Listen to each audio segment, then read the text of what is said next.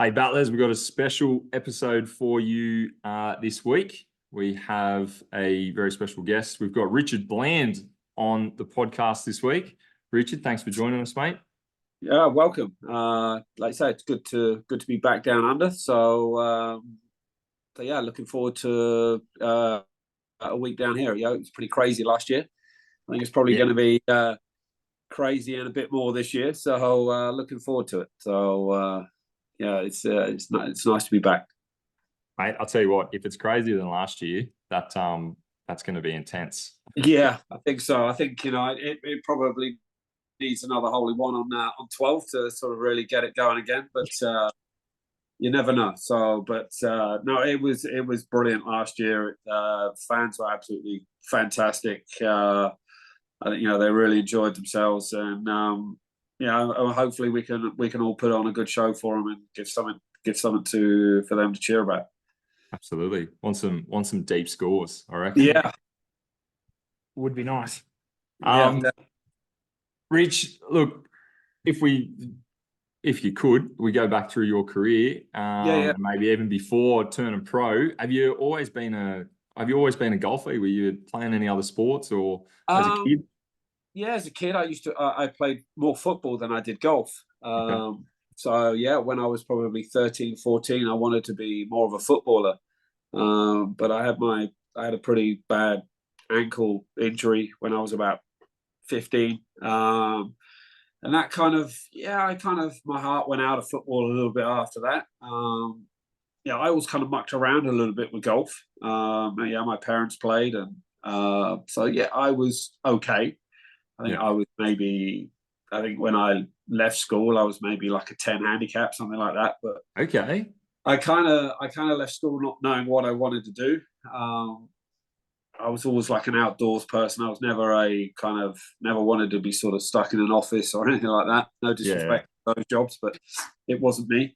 And I just my dad dropped me off at the golf club where I kind of grew up. It was just a public pay and play course, nothing too fancy or anything like that. And I just played and practiced all summer. And the pro there offered me a job on we had what we call a YTS scheme, but this is going back then to the sort of early 90s. I was earning £29.50 a week. Nice. Big bucks. I thought I was the richest man in the world. And that was that. That was me. That was then, like you say, that was a turning point. That right, okay, golf's going to be my career, and yeah, if someone had said to me that I'd still be playing at the highest level at 51 years old back then, I would probably wouldn't have believed them. But so it's something that I'm proud of, that I can still compete with these guys, kind of 30 years on. So that's pretty cool. Yeah. One of the we're in our late 20s. I've been a golfer since I was. You don't look it. Do you look older or younger? You've had tough paper rounds. Mate, I've seen some sun. Tell you what, some wrinkles. But I've been playing since I was like 12 or something. Hayden, you probably started a little bit 16, late teens. 16, yeah. Well, I was going to ask you, when did you hit scratch? Because I know we got a good friend of ours who's a pro golfer, and he's been a scratch golfer since he was 11 or something. Yeah. He hit under par when he was 14. I could never get there. I think I got down to 3, but you were obviously a bit of not a late bloomer, but you took to it later. So yeah, I think it's a little different now, this new handicap system. It seems, I'm not taking anything away from guys that get to scratch or this, that, and the other, but it seems, you see guys now that are +6, +7, and it's crazy. They've never shot under par. When I was an amateur, I was, for a small period of time, I was the lowest amateur in the country, and I was +4. I was +4 on the old system. So so I think I got to scratch, I think probably when I was 17, I would think. Okay. I don't think I got to scratch kind of that summer. I got pretty close, I think. Yeah. But yeah, working in the shop allowed me to play and practice all during the winter. Excuse me, guys. Just pause it. So I think the turn down service is just on the hotel. That's okay. It's okay. Short break. That's all right. So All good. I should have put the do not disturb sign on the door. That's all good. So yeah, it was. Yeah, I would probably say I'd probably hit scratch around probably 17, something like that, which probably in this day and age is very late. Yeah. Well, I think there's like a 15-year-old on the Corn Ferry Tour at the moment that just Yeah. shot 2 rounds under par. Like, crazy. Yeah, I think he finished like top 20, didn't he, or something like that. So yeah, for a 15-year-old, that's crazy. So unbelievable. So then, how did you turn pro? Like, you've obviously got Q School over there. Was that to get onto the Challenge Tour in Europe? No, the Q School has always been for us. It's always been to get to the European Tour as it was then, or DP World as it is now. But yeah, I played internationally for England, and I missed out on the Walker Cup in '95. Yeah. Okay. And I kind of just, it was then like, well, I don't particularly want to hang around another 2 years to try and play a Walker Cup. Yeah. So I turned pro, and I didn't get my card straight away. So I went through the sort of PGA training, working in the shop again. Yeah. Okay. That kind of thing. And did all that for sort of 2-3 years. And then it wasn't until about 98 that then I started playing full-time as what I would call full-time as a pro. So I was playing sort of national circuits in the UK. I played a little bit of Challenge Tour in 98 and managed to get a ranking for 99. So yeah, 99 was my first year on the Challenge Tour. I was going to the tour school at the end of the year and wasn't getting through. And then I won the grand final in 2001.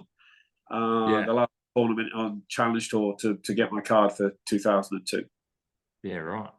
That's and that's the last tournament of the year. Yes. It? Yeah. So you kind of needed that one. Yeah, it's kind of a crazy story even there. I think it's the top 45 that get into the grand final, and playing the last tournament in Italy.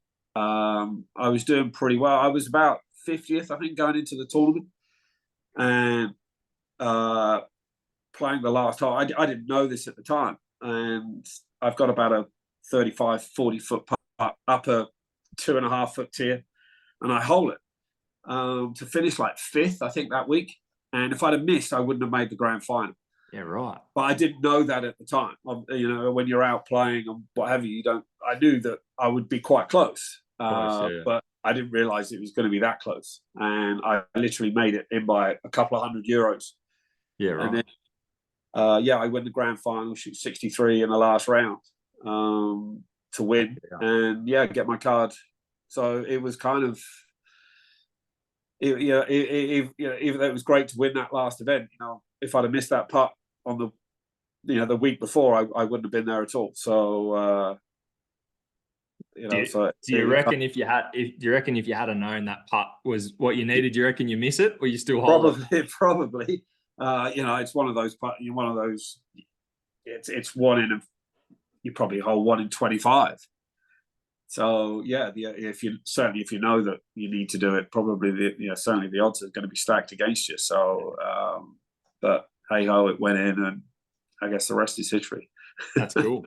That's cool. And then like the European Tour. So what are you then? 25-ish or something? No, my first year on tour, I'd have been 29.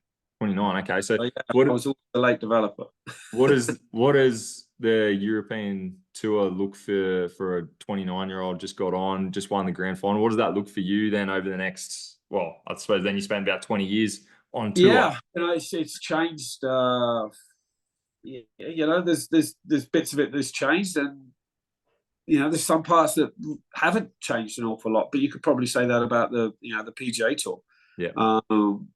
You obviously, of course, you're extremely well looked after, courtesy cars, and that kind of pick you up from the airport and take you to the golf club, take you to the hotel, that kind of thing. So, that was all in place, back then. So, but but yeah, it was as a professional golfer wanting to play at the highest level. That's where you want to play. For us in Europe, of course, you've always got PJ Tour if that does come on your radar. But so it's a dream come true to play. As I say, back then the European Tour as it was. So I think the first couple of years, again, you were always, wanting to keep your card, so to speak. That was your first, almost plan A, right? Make sure you keep your player rights for the next year, and if you keep doing that, you keep progressing, then hopefully the wins will come. But as we've already figured out, I'm a late developer, and it took me a while even to do that. So. But yeah, to be able to play, against some of the best players in the world is what every professional golfer ultimately wants, no matter what level you're playing at. That's where you would love to be able to play. So, but not everybody can. So you've got to work, very, very hard, because there's some seriously good players out there. And the standard from 20 years ago, it's only got. It's gone ridiculously high. Obviously, we've got Tiger to thank for that. Yeah. And we've got, Scotty Scheffler to thank for it for, the last couple of years of Rory. Players kind of take that sort of mantle on over, periods of time. So, but, Tiger is the main reason for that everybody got better. You had to be better. And also we played for more money off the back of him as well, because he was more money going in. Well, we all know that when he played tournaments, he was the needle mover, and by far, and there's been no one near since. So tournaments were, that's why tournaments were paying millions of dollars to peg it up in their event, because they knew what it would be worth to that event. As regards TV, people through the gate. They could sell that tournament for way more than they could if he wasn't playing. So, I'm thankful that I played golf in his era, because he's done an awful lot for the sport in many ways, not just financially, but in growing the game and interest and else, and everything kids coming through as well. He made golf kind of cool. Cool. And I think that's what we're doing here with LIV. We're trying to make. Sometimes you can't sell golf off Tiger forever. You can't do it. There's going to come a point where he's not here anymore as regards playing golf competitively. That's just kind of life. So golf has to evolve, and and I feel that's what we're doing with LIV. Okay, everybody doesn't necessarily like it, but that's their opinion. They're entitled to it. But we're trying to make golf cool, and and Adelaide is a huge part of that. We're trying to bring the game to a global stage, and and like you say, I haven't come down to Australia with DP World for as long as I can remember. I used to love coming down here. Some of the best golf courses in the world. Did you ever play like the Aussie Open or anything? We used to play. I think that was part of the. Yeah, we used to play I think it was maybe like the PGA, and we used to have that PGA down here, and Johnny Walker. Yeah. Used to play at Royal Melbourne. I mean, what a golf course that is. We played at Kingston Heath. Yeah, the sandbelt there's pretty good. Just Lake Curran up in Perth. Used to love coming down here. Used to really enjoy it, because you're going to play some of the best golf courses in the world. Yeah. And the Grange last year and this year, it's a great test. It's a different test than what we normally play, certainly in America. It's different shots, and just a different way to play golf. So I love it. Going back a little bit now, sort of your first win is the British Masters. Yes. How did that week look like? Sort of, did you go into it? I know you want to win every week, obviously, but did you actually sort of think you were within a chance to actually win, or? Because we were playing kind of in COVID. I won. So, that's right. And it was you know, it was pretty tough traveling. And I remember I was on a 5-week trip, and we played, like, I think in Gran Canaria a couple of weeks. I think we'd been in Tenerife a couple of weeks, and I was playing okay, and I wasn't playing great. And then I remember, I think it was, where were we playing? I think it was Tenerife was the week before, and I kind of made the cut, not doing anything great. And then I flushed it on Sunday. I mean, absolutely, just, I don't know. It was kind of like, well, where's this come from? I don't know what that feels like. Not that I was hitting it. Well, not that I was hitting it bad, but suddenly I just, like, I think I was 6 under through 8. Yeah, And, nice. And I ended up shooting 6 or 7 under or something like that. And I'm like, and I just kind of snowballed that into the next week, into British Masters. And, you know, tee to green was probably some of the best golf I've ever played. You know, I couldn't miss a shot if I tried to miss a shot. It was crazy. I think you shot a decent score, didn't you? 15 under or something, I think it was. Yeah, something like that. Oh, And yeah, I did. To be fair, I didn't putt that well all week. You know, it was only for the fact that I hit it so good tee to green that you were close enough that it didn't matter. Yeah, you know, some of them I could just kind of kick them in. Really, if I'd have putted anywhere decent, I'd have probably won by about 6 or 7. Yeah, but nice. Obviously, it went to a playoff with Guido, and you know, fortunately, I came out on top. So it was, you know, a huge relief to get the win. You know, as time goes on, you kind of think, well, is it ever going to happen? Even though you still back yourself. Yeah. But, you know, at 48 years old, yeah, you know, not too many chances are probably going to come knocking now. So, yeah, I was kind of, you know, I remember sitting on the buggy going back to the 18th tee for the playoff, and I was just, you know, you know, he's not having this. This one's mine. You know, this. Yeah. You know, there was just something that, right, you know what, I don't care. This one's mine. You know, he's just not going to have it, no matter what. This one is mine. So, unfortunately, it came off. What's the celebration like on Sunday night after that win? Well, again, yeah, we were kind of in COVID. That's right, of course. Yeah. But did you break a couple? No, I won't ask if you broke any rules. I probably. I'm not sure if I can get. Don't give us any details. You don't need. I know how sort of strict you guys were down here, but yeah. Well, in all fairness, our government was doing it, so. Yeah, a couple of rules were broken. Some social distance rules were broken at my sister's. I would have as well. So, but yeah, you know, we had there was maybe 10 of us, close friends, family. Spread out. 1.5 spread out. Yeah, certainly 4 foot. So no, we had a good night. Very sore head the next day. Oh yeah, absolutely. So, but you know, were you having to quarantine it with your travels there, or did you have any? We were getting tested. We were just getting tested left, right, and center. Yeah. Testing to get a flight, testing to then enter the tournament. Yeah. Testing to leave, testing probably halfway through the tournament, testing then to leave the tournament. Then, so that would then give you your flight. Then getting tested again, you know, for your flight, testing again. You know, it was. I don't know how many times I got tested through that couple of years. Yeah, probably a couple of 100 times, probably. None of them very nice. No, they suck. Especially up the nose. You know, yeah, it's crazy, you know, and obviously we knew, you know, like you say, how, you know, a few of the Aussie lads that played kind of DP World, how, you know, Wade Ormsby, those kind of guys, talking to them how strict it was down here, and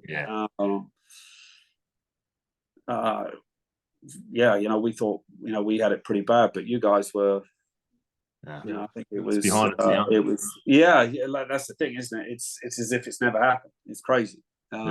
Just about. You know, and it's kind of weird. You know, you see the odd person walking around an airport with a face mask on, and you look like a little bit funny. But yeah, it is. I guess, you know, glad it's behind us. Yeah. And then, obviously, after that, then LIV comes around. If you can, obviously, I don't know. We don't really know how much you can say, but how did that all come about? Sort of. How did you get approached, or? I wasn't. Okay. I remember playing. I was playing the WGC match play in Austin in 2022, in like about this time of year, about April, maybe March, and I'm playing Lee Westwood in the last sort of rep in our group, playing the last day, and we're walking down the second, I think, and I knew that Lee had conversations. I knew we kind of knew it was rumbling around. Who'd been spoken to and whatnot. Yeah. And Lee said to me, I've known Lee, we played for England together back in the early 90s, so I've known Lee 30 years. And he goes, Blandy, have you been approached by LIV? And I said, no. I said, why would they want to talk to me? And he's gone, Blandy, he said, you're top 60 in the world. He said, they're going to want to talk to you. And I went like, really? He's gone, yeah, of course they are. Well, you're playing the WGC match play, mate. Yeah, and I was like, okay, up until then, I hadn't really given it any thought whatsoever. And I kind of went home and spoke to a guy that was kind of looking after a few things for me, and he said, well, let's make contact and let's see what comes about. And they said, yeah, we'd love you to play. I've never signed any contract with LIV for any money. I'd never had any, obviously you heard of hundreds of millions of dollars being paid for the signing bonuses. Absolutely fine. I didn't sign for £1. I've always been on I have to earn my spot. What you win, yeah, okay.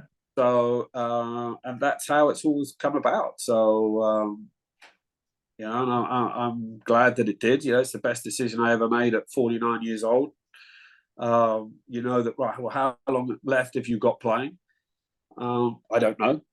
Even back then, I still, you could get an injury and that's it. Your career's over. Or like you say, there wasn't that many guys playing what I'd call it competing at the highest level. Obviously, you had guys playing on tour. Of course, you did that were kind of my age, but actually, what I call competing, fighting for wins. Yeah, there's not that many. No. So hang on a second, right? I can play for $2 million a week, or I can play for 20.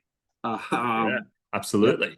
At 49 years old, that wasn't a very difficult decision to make. I get that people don't like it. Okay, that's fine. But when you have the opportunity to secure your future, whenever it is that I retire, I don't have to work again, then of course that's probably everybody's dream scenario to be in. Of course it is. Absolutely. And I think people, when someone has that opportunity to do it, they seem to always want to take the moral high ground that you shouldn't do it.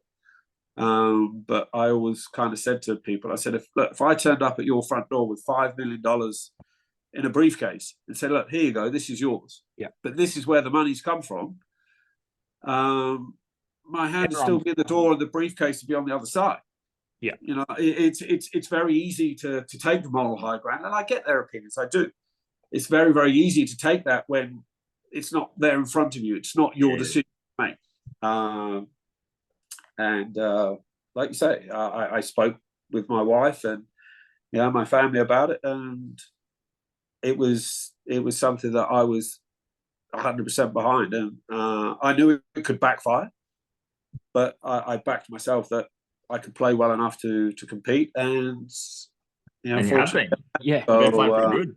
So it's been, like you say, it's been the best decision I've ever made. So I'm thankful for it. But I still love the DP world. I've still got a lot of friends out there. I still follow how they get on. I'm always looking on the app to see how guys are doing. I would always love the DP world for the opportunity that they gave me. But sometimes when an opportunity that's too good to be true comes along, you've got to take it with both hands. And fortunately, I've done that. Yeah, absolutely. What's the biggest difference been, like making that decision to try and approach LIV and then to get on and now in your third season with them? What's been the biggest difference? Obviously, less playing, but for yourself, what's I don't know, what does that mean for your career? What's the biggest difference? I like, I'm 51 now, so I don't particularly want to play 26 20 tournaments a year. Yeah. years now. I'm kind of wanting maybe to wind it down a little bit more. I'm sort of more thinking about what I want to do, after I finish playing. I know Was that one of the bigger interests for you, to try and play a little bit less golf, still make a bit of cash, see the world sort of thing? We've had a few things with my family the last sort of 12 to 18 months. My brother's been suffering with cancer. And he's the sort of chemo didn't work, and he's had to have an operation. He's just got home. He was home about 3 days ago, so he's been in a hospital bed for just over a month. And you realize that you slog all your life for something, to make your rest of your life comfortable, and then you don't get to enjoy it. Yeah. So the way I feel right now, I'd like to think I've got maybe another 18 months in the game. And then, I'll be quite happy to sort of ride off into the sunset and travel and see some places that with a big L trophy. Yeah, hopefully, but it'd be nice to go to some places and actually see them, and not have a set of golf clubs with me. Of course I'll still play. Of course I'll still play socially with my friends and that kind of thing. But, I think, to play competitively, I maybe see another 18 months. I've kind of said once I'm done with LIV, I'm done. That might be it. I might play a few small events for a bit of fun during the year, that and the other, whatever. I'll kind of cross that bridge when I come to it. But I'd like to go and see some places with my wife and spend some time maybe in Thailand, and cool. Maybe come down here and do some see some places here. It's not that big. Are you staying down for anything? Probably do it in a couple of days. Are you staying down for anything longer than this weekend? No. We fly to Singapore on Monday for LIV. Yeah. No, it'd be nice to come and like you say, see some places, and like you say, it shouldn't take too long. It's a pretty small country. Everything's just down the road. That's what we say, down the road. But I'm also very open-minded. My wife kind of keeps joking with me, you won't retire, but I guess you don't know how you're going to feel about it until you actually, I'm going to hang them up for a bit. So, but if I could play another 18 months out here, then I would be, I'd be riding off into the sunset, a very happy man. Yeah, so, that's cool. But I've got to be able to do that. I've got to keep playing well this year and to earn my spot for next year, which I'm on track to do. So, but there's a lot of golf to be played. So a couple more tournaments. And they're world class players. I don't care what anybody says. Nah. What that people will say, oh, they're all washed up, this, that, and the other. You're not telling me that the current US PGA champion is washed up. That John Rahm is washed up, Cam Smith, Dustin Johnson, people like that. They are still at the very top of their game. It's just because people don't see them against Rory that they think, oh well, they can't compete anymore. So to be able to compete with them, I gotta bring my A game. So it's made me a better player. All right, you go. Who's on those names? Who's the best LIV golfer? I'm going to throw that to you just because you brought that up. You dropping names there. We were saying before we just watched a video of Cam Smith chipping it to a tee from one of the bunkers. Is his short game actually that good? Who's the best LIV golfer? I've actually, to be honest with you, I've not played with Cam yet. Okay, yeah, right. I've played with John a couple of times. I played with him in the last round in Miami a couple of weeks ago. John Rahm. Yeah, he's just.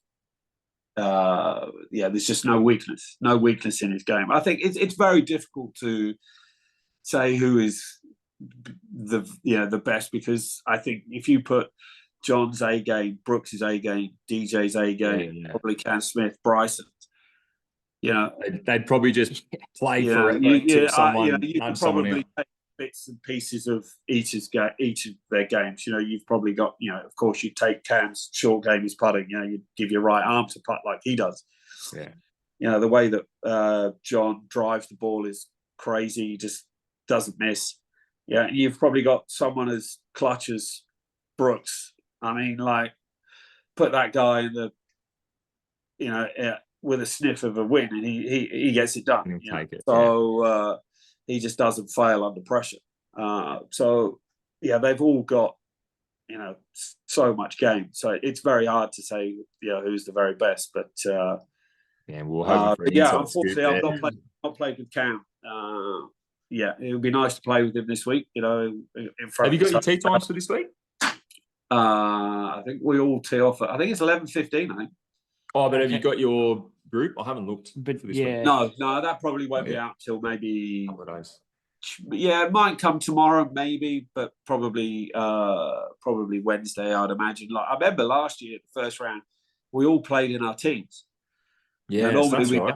I know they did it last year. I think for Aussie TV to have all the Aussie wanted to rip it together. Yeah. So whether they do that again this year, we'll wait and see. But the thing is out here, because I think you're around everybody so much more because we're all kind of at the course at the same time. Yeah, there's no one bad to play with. Yeah. You get on with pretty much everybody, and I think everybody, especially like I think the guys that made the jump first back in 22. There's that kind of bit of like, we all had each other's backs back then. Yeah. So we all knew what we were doing. Bit of camaraderie there. Yeah, I think everyone facing the same adversity type stuff. I think so. Obviously, there's some players have copped a lot more flack than certainly than I have. But yeah, I think there's just that bit more camaraderie out here, and I think just because you're all certainly tournament days, you're all at the course at the same time, you're all warming up at the same time. It just seems like everybody gets on with everybody.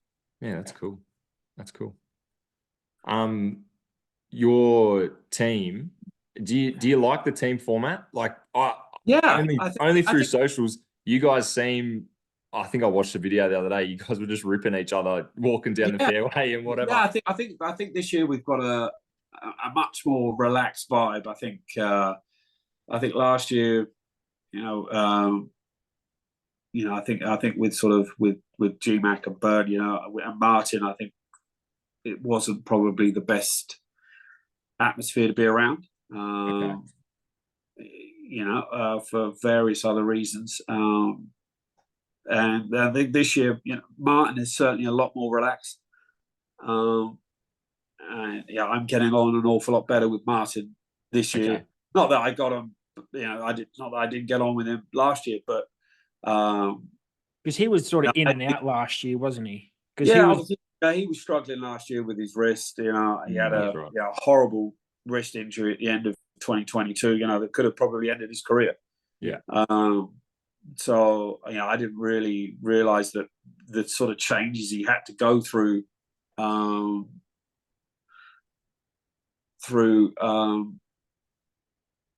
changing his grip and everything else. So, but yeah, this year, with Adrian coming on, Adrian's a world-class player, and he's been a great addition to the team, and Callie as well. Callie's, I think, still sort of just trying to find his feet a little bit, but play practice rounds with him. He's a top player, and once he sort of just finds his feet, he'll be off and running, and I think we could do really well. I think we were sort of leading with a few holes to play in Hong Kong, and a couple of weeks ago in Miami, we were doing pretty well into Sunday, but we all just kind of had an average day on Sunday, and went on Sunday now where it's all 4 to count. It's difference. It's really volatile. You've got just one guy having a poor day is pretty hurtful for the team. So, but yeah, the team side of it is great. It gives you again a bit more camaraderie with a few of the guys. And you get to know people like Martin and Adrian and Carly a lot better. Especially Martin. He's done everything in the game that you can do. So just to be able to talk to him about a few things, how he approached things when he was kind of at the peak of his powers was it's just great to sort of talk about and how he approached things. And do you do a bit of that? Like, even you said you played with John Rahm before. Do you pick other players' brains? You know, not, but certainly not when you're playing. Not when you're playing, but like if it's a practice round or during the week on the range. I probably don't know John well enough to be able to do that. You know, he's great to play with. You know, because I never played with him before LIV. You know, he's quite sort of forward and coming. You know, with talking. You know, you don't feel like you have to make a conversation. You know, he's quite happy to sort of take the lead on some things. But certainly with Martin and Adrian and your teammates, you know, there's because you're kind of, you know, you're in that team. You're all there to help each other as well. So anything that you can do to help is always going to be good. It doesn't mean to say that it's going to work for you, but it's something that you could try. And if it works, great. If it doesn't, then okay, it doesn't work. But was at the start you were with the Crushers for like the first year. Then how did that move? Who sort of then did Martin? LIV were moving that around. Okay. You know, as obviously as new players were coming in, Brooks came in. I played on his team for 2, and then I kind of went to the cliques, and that's it. I've been there ever since. So the first couple of tournaments, you know, LIV were kind of shuffling everyone around, trying to get the right dynamics and what have you. Because obviously, because they were signing players to be captains, and then sort of then. Yeah, you know, I was. That's where you're playing, right? Okay, that's fine. Yeah, I was just happy to play. Yeah. So you know, it's so I was just happy about that. So, but I've been cliques now for pretty much all of my most of it, LIV career. So you know, that's I don't want to play anywhere else really. This is where I've always said this is where I belong. And hopefully I can keep performing for the team and for myself, and you know, and play for them next year as well. Yeah. And the next question, obviously, who, if you could pick one player right now that's not on LIV to come over, who would you sort of pick? If obviously, I know it's. Yeah, I think there's only one guy right now, isn't it? That's Scheffler. You know, what he's doing is what Tiger was doing. So I know probably Rory is probably the needle mover, so to speak. But probably if you're looking to play against the best players, then Scheffler he's head and shoulders above everybody else right now. So it would be him, you know. And I think obviously Rory's been quite outspoken against LIV, so I don't know. Yeah, he has. If it is that he did. I was going to say, how did you sort of see? I don't know how he would be received. I don't know. Yeah, he's kind of crucified some players for it, and so we'll see. Obviously, it sounds like he's not coming from what he said last week. But he has changed his tune though. He sort of he has used. You know, I feel for him in a lot of ways. You know, he was probably the spokesperson of the tour. And that's what I was going to say. He was I think probably hung out. Yeah, he was hung out to dry a little bit when the sort of framework agreement came about, which took everybody by surprise. Yeah, I'm sure he felt, you know, if I'm allowed to say it, pretty pissed off. I know I would have been if I was in his shoes. That, you know, you're trying to speak up for the tour, and then they go and do something behind your back. So you know, I feel for him in that respect. Yeah, definitely. Oh, bad luck, Rory. What is you were saying? Obviously, before we press record, like you've just flown into Adelaide. What is this week for Adelaide? But what does a normal week look like for you as far as prepping and again, some weeks you go back to back just about. Yeah. How do you? Yeah, I think this week. Like you said, I'll certainly play 9 holes tomorrow. I'll do some practice. Play 9 holes tomorrow. Again, you know, because you've had a flight for 24 hours. You know, I'm not, you know, trying to kill myself at the course every day. So still trying to conserve. Are you a first class man? Are you up the front of the plane? Do you turn left or right when you get on the plane? I try and turn left if I can. Never been there. Don't know what that's like. So, yeah. So yeah, it'll be 9 holes tomorrow, some practice. Wednesday will be 9 holes in the pro-am. Yeah. And then, I assume I'll see. See how we all feel come Thursday. I'm quite happy to play maybe 18 holes if the guys want to do it, or if we can maybe play, 9 and a bit of a loop of another 9, that kind of thing. Maybe play sort of 13, 14 holes. But I'm always interested. I like to play competitively, have a game. So you kind of, it doesn't like you have to play for a lot of money, $50, something like that. But you're grinding over those 4 or 5 footers for pars or for birdies, whatever, instead of just hitting a shot into the green and picking the balls up, having a putt round. I want to be, trying to, take their money and play competitively. It just prepares you better for. Yeah, is that more of like a mental thing for you, just to make sure that you want to see where your game is at. You want to be able to go right. Okay.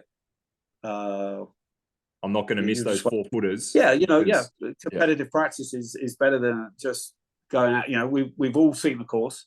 Yeah, there's nothing out there that's anything new. So right, okay, well, guys, let me just plug the thing in. That's right. It's okay. Sorry. That's right. It's all good. So I prefer to play more, like you say, competitive practice. Like you say, so you're playing the course properly. Yeah. One ball. Okay, if you hit a poor shot, of course, yes, you can hit another one just for practice. But then you've got to go and get that ball up and down, and that's what it is in tournaments. If you hit a poor shot, right, you've got to go and get yourself out of it. Yeah, fair enough. You have to hold that 10-footer for a par or something like that. So get used to feeling like that. Yeah. And and even if it's not for a lot of money, I don't want to give it away. I want to be able to. Absolutely.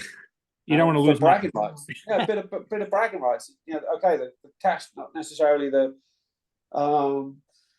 It's not going to worry you if you do lose, but just being a competitive person, a competitive sportsman, you trust me, you don't want to lose. Who have you taken the most cash from? I tell you what, I've had such a bad run in practice rounds. Oh no, probably that's a bad question. I lost a fortune to GMAC last year. Oh really? Yeah. It was ridiculous. I couldn't beat him in a practice, and then I would do well in tournaments and beat him the whole time. So okay, it's you're kind of losing the battle but winning the war, so to speak. But GMAC sounds like the kind of guy that I was handing over $300-400 to him every week. It was I think I was going on his tax return. I think he seems like the guy that'll probably remind you too. Oh, definitely, yeah. He's a good lad, GMAC. Yeah, we got on well last year. I'm pleased that he's got a spot with Brooks's team. I know he was a little concerned sort of towards the end of last year, and I think that was one of the sort of sore points with Martin. That he just wasn't getting any clarity. Not that Martin could give him any. So I'm pleased for GMAC, and it seems like he's playing a little bit better this year. So, that's kind of how I like to do it. Get ready you just want to stand on on the first tee on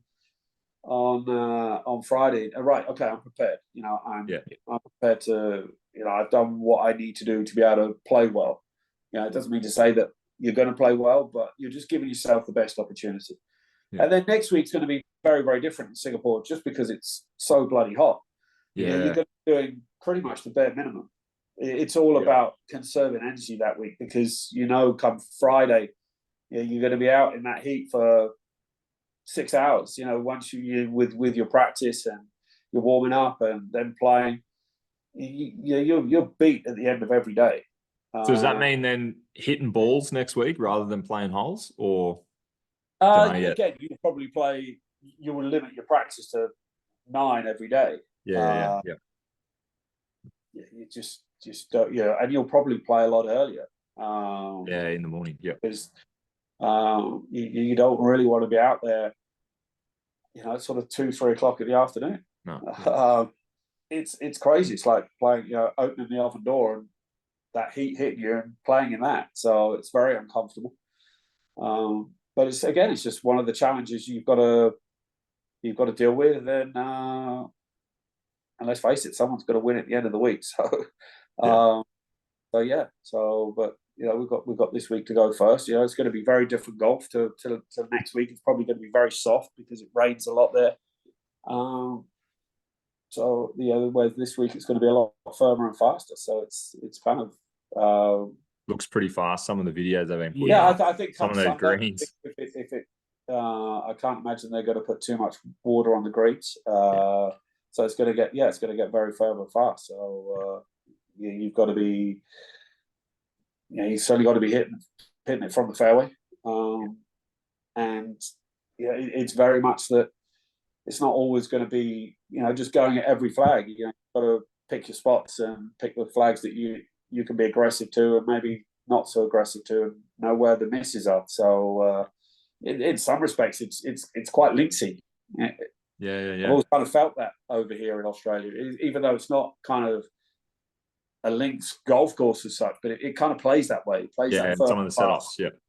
So you can use the ground a lot more than what you'll be able to use next week. So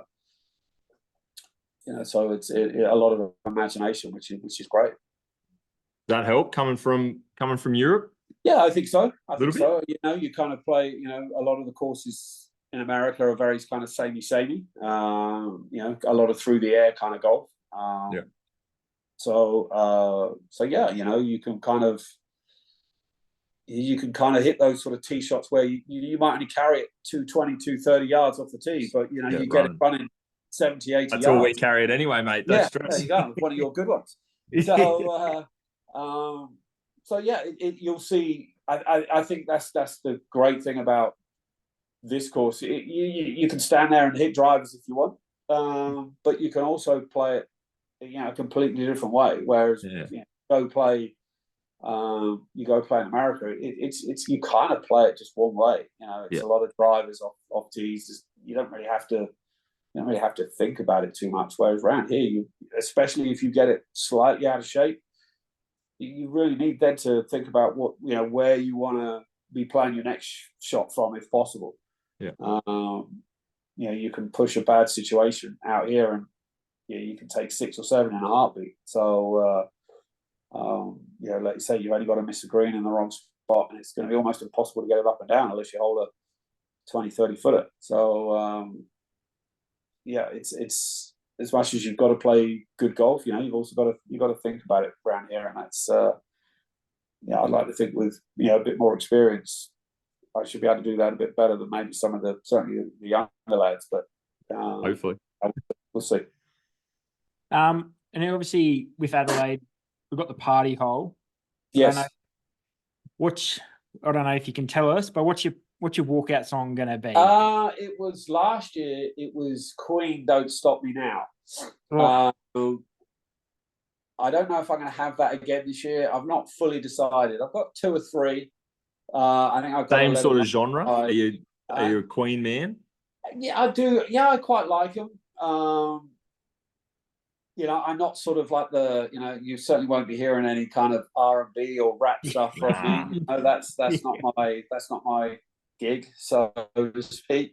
So maybe I think there's always got to be a bit of 80s in there or something like that. Classic rock. You got to do the hits. Yeah, something like that. So I'll see. I know, I think last year I also asked for sort of Sweet Child of Mine, but that had already gone. So yeah. I might ask the question. So we'll see. But in all fairness, I'm quite happy with with the song choice that I had last year. So I might go with that. We'll see. Okay. Look, mate. Again, appreciate your time. Yeah. Couple of quick fire questions for you. What's the favorite golf course you've ever played, or what's the best golf course you've ever played? You reckon? Augusta. Okay. See, that's an easy one. That's and that's Yeah, unfortunately, I've not played in the tournament, but How'd you get a go at Augusta? Who'd you get that through? I'm fortunate. I know a good friend of mine is a member. He's a member. I've been there a couple of times to go play. Is it as treacherous? Like obviously with the Masters last week, it's very special. Is it? Yeah. Okay. Okay. You know, you kind of like it's one of those you can kind of. You get if you're going to do something, you get excited. You go, oh, I hope it's sort of like you build it up in your mind, and you hope that it kind of lives up to your expectation. Yeah. And it just kind of it lived up and went a million times further. I could imagine when I first saw it for the first time 7 years ago. I remember walking up over the hill on 11, and you see Amen Corner for the first time, and you can just dig a hole, dump me in there, shovel the dirt back. Do. That's where I'm good. I said to Hayden on our last episode, I don't even know if I'd want to play there because I just feel like, oh, gone. Oh no, what was it? We're just like, oh, sweet. Yeah. We just said to each other, we were just talking about Augusta and it drops out. Like, we're talking about the best golf course in the world and we drop out. Anyway. Yeah, exactly. But lived up to expectation, and it was unbelievable. A dream. I mean, like, just dream come true to go play there. How many people are out there when you are just playing a?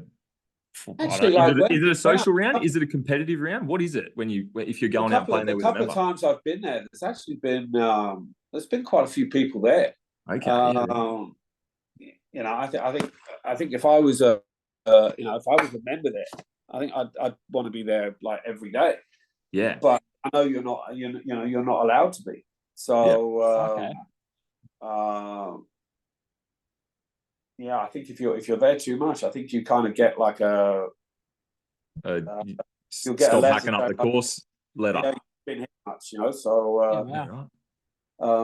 But yeah, it's a incredible place, and just I as close to heaven as you could possibly get. I think.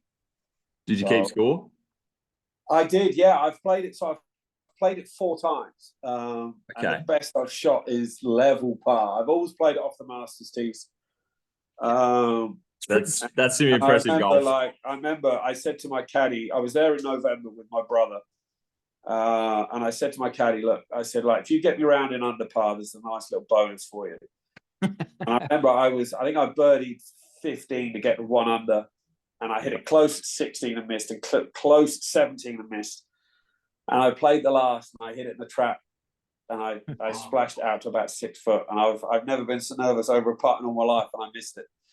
I was fuming. I was gutted. So, but yeah, hopefully I'll get invited back, and and I'll certainly beat the course. But at the end of the day, it's not something I'm losing any sleep over. I think just a play to be able to go. Just playing the course would be good enough. It's just every bit of it is just unbelievable. To be, I think if you're a member there, you would literally just have to pinch yourself every single day.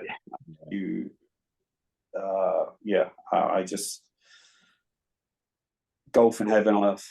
So nothing comes close. That's so awesome. What about who's been your favorite playing partner? You obviously said you were mates with like Lee Westwood.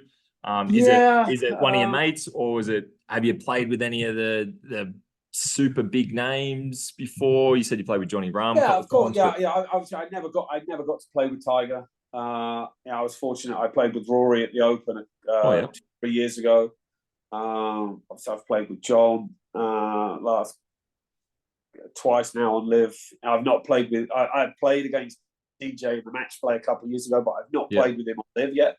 Yeah. I've played with Brooks. I've been fortunate. I played with Ernie a couple of times. Oh, cool. World, I've played with Lee plenty of times. So, I guess the one player you always kind of wanted to play with would be Tiger, because of how good he was. But so yeah, I've been fortunate to play with some of the best in the world. I've played with Scheffler as well, but this was before he started going completely nuts on the golf course and winning everything he pegs it up in. So I played. Did you beat him? Did you beat him that week? No, I didn't. No. He played. I played with him in the third round of the Scottish Open. He played. Played nice, actually. And you could see he was a world-class player. But what he's doing right now, could you see that? No, but it's ridiculous. Like you say, you've got to take your hat off to him and admire him for what he's doing. In this day and age where there's so many great players to dominate what he's doing is unheard of. Okay, Rory's had the odd little spell, and Rahm's had a little spell, and Brooks has done it in the majors and that kind of thing. But he's kind of done this for 2 years now. He must be. By the looks of it, he's going to win again this week at the Heritage. He must be so far ahead in the world rankings now. It's crazy. He'd probably take a year off, and he's still come back as world number one. Yeah. He must be that far in front. I think his caddy's about third in the order of merit. I think how much money he's earned. Well, I think his caddy was giving it to Justin Thomas or something the other day that he's won more this year than he has. Probably has. He's probably won more than most guys. So he's won probably more than a lot of guys have on LIV. So, but they seem to be just an unbreakable team, and whatever they're doing, I'm sure every golfer on the planet wants a bit of it. Just be able to play one round like he's doing is unbelievable. So, and the thing is, it doesn't seem like he's so down to earth and so humble about everything. He doesn't want the razzmatazz that goes with. Doesn't seem to have what a big he is. Obviously we saw everything, the hype that went around Tiger and what have you, and he just seems to have his feet firmly planted on the floor, and except when he's swinging, doesn't seem to change it at all. Yeah. And you kind of think like, this he could dominate for a while, just because of the way he is. He's so settled, and I know he's big into his faith and what have you, and whatever he's doing, I think a lot of guys are going to be opening a Bible soon. I think if he keeps going the way he's going, Mate, I found one in the garage the other day. I'm going to start reading it, see if it brings my golf game back. You see, obviously, he's got that kind of very unique sort of. Everyone calls it the Scheffler shuffle. You've got guys trying that. It's crazy. It is. But whatever he's doing, it's working. Well, and if you could win one golf tournament in the world as well, obviously, maybe not the cliche Masters or something like that, but like something. I think being British, I think it would always be our opener. Yeah. I think the Masters would come a very close second. I think just because where it is, and then you get to go there for the rest of your life. You get, you get invited to the Champions dinner. What an invite dinner that is. Yeah. So, but I think being British, I think it's got to be our Open. I think that's the oldest.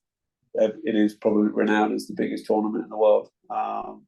You played the Open a couple of times, haven't you? I was fortunate enough to hit the first tee shot. That's right. Yes. 3 years ago, which is one of the most nerve-wracking things I've actually ever done.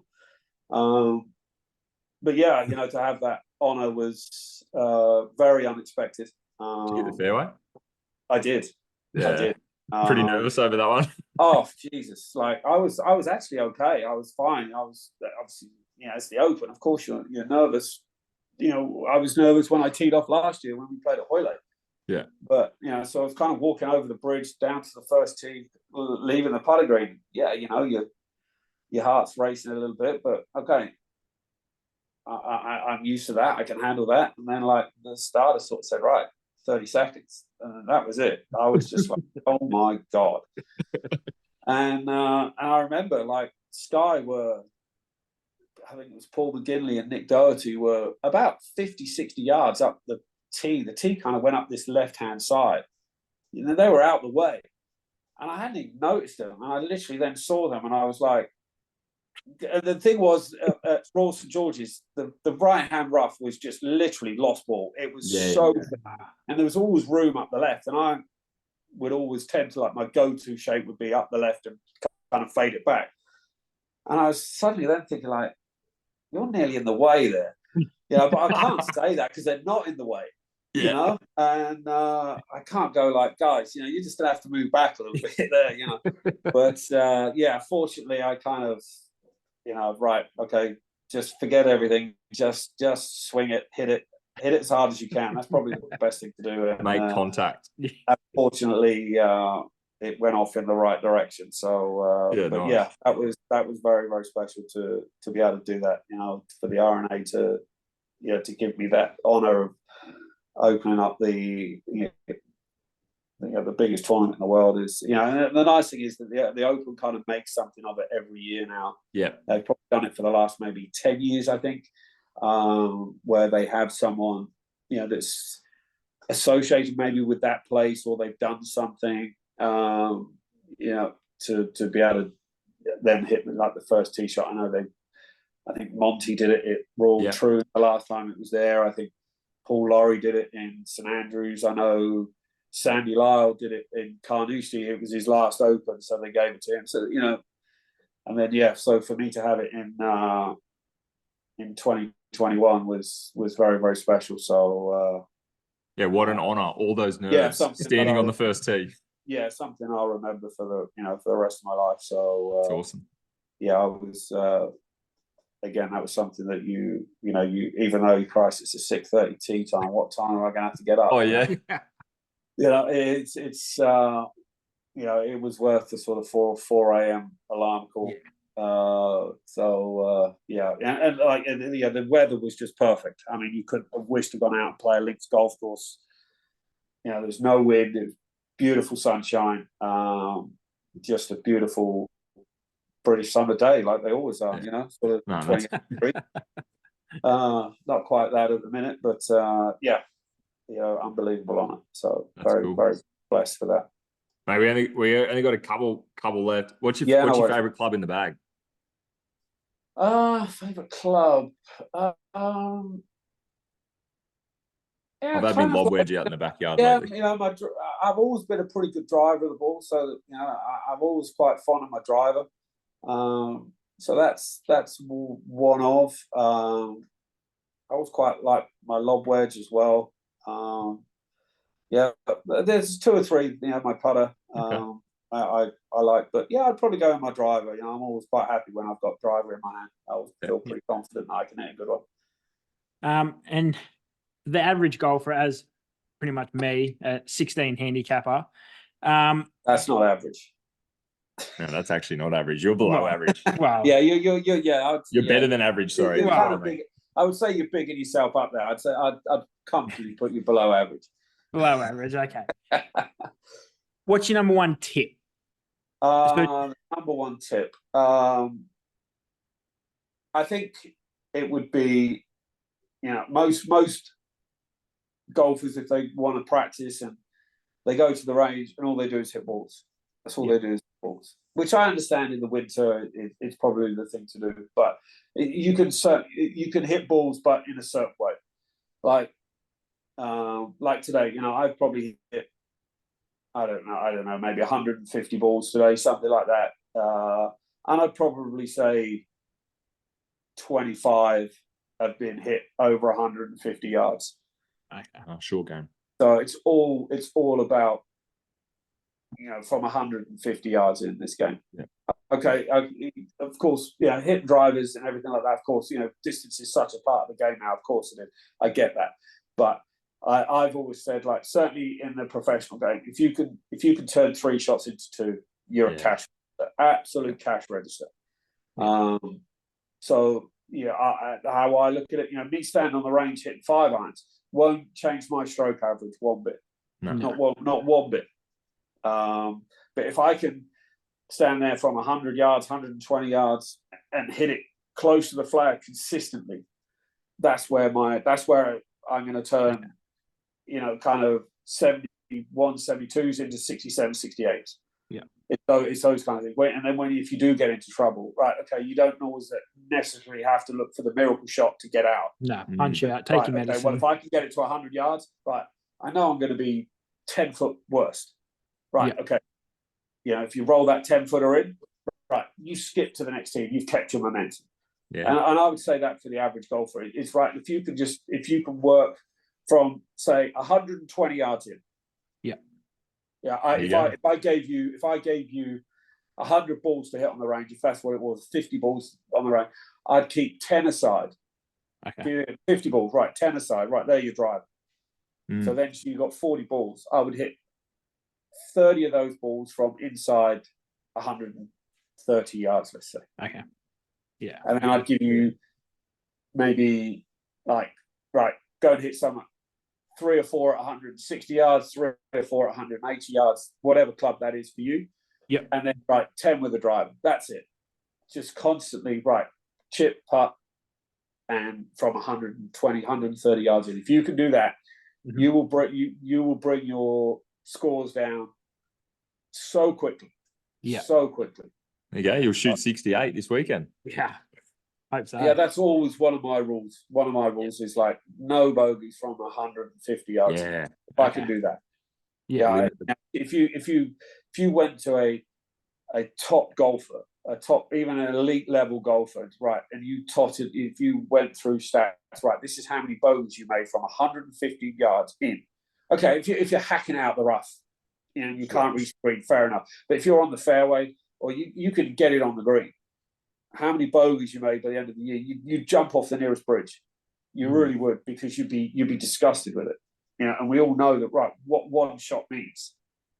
And it's for me, it's that is the worst kind of sin I can make on a golf course is 150 yards in, certainly from the fairway, making a bogey.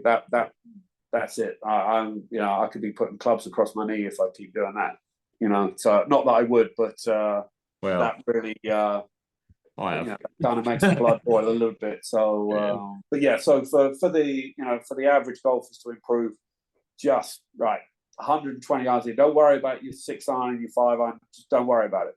Don't worry. Leave them in the bag. Just work with your wedges, a little bit of driver, chipping and putting all the time. If you can, what you normally you round the greens, you take 3 shots. Right. If you can, not saying you're going to do it every time, of course not. But if you can, if you miss 10 greens and you'd only up and down it 2 or 3 times, right? If you can up and down it 5 or 6 times, right? There's 3 shots straight away. Straight away. And then the more you do it, then you will get it up and down even more. And then you will become then you will become a better iron player, because you will, if you miss a green, you won't worry about it too much. Yeah. Well, I get that up and down anyway. No worries. So then you become better with your irons. And then you don't necessarily miss so many greens. And then and if you're still putting well, then suddenly you turn what might have been a bogey into a birdie, because you might make birdie. So if you wanted to play the single figures, just work on your short game. Just work on your short game. And I think that's good, because you could be single figures. Yeah, I've not seen you play or hit a ball, but it's ugly. It's ugly. If you can hit it fairly reasonably, you could be single figures this year. No problem. Not a problem at all.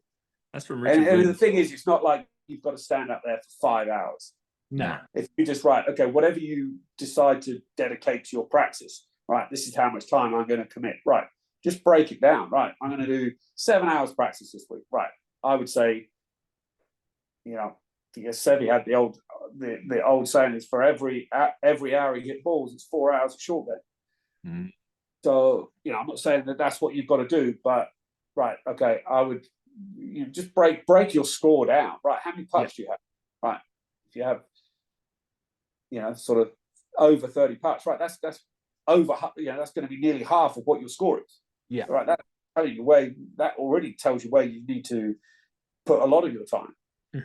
Plot up how many shots do I actually hit in a round between tee to green? Right.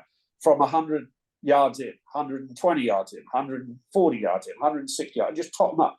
And you'll see that a high percentage of your score will be from 150 yards. It actually makes so much sense. Nobody ever practices it. They all want to hit drivers and 3 irons and look how far it can range. Yeah. Nothing.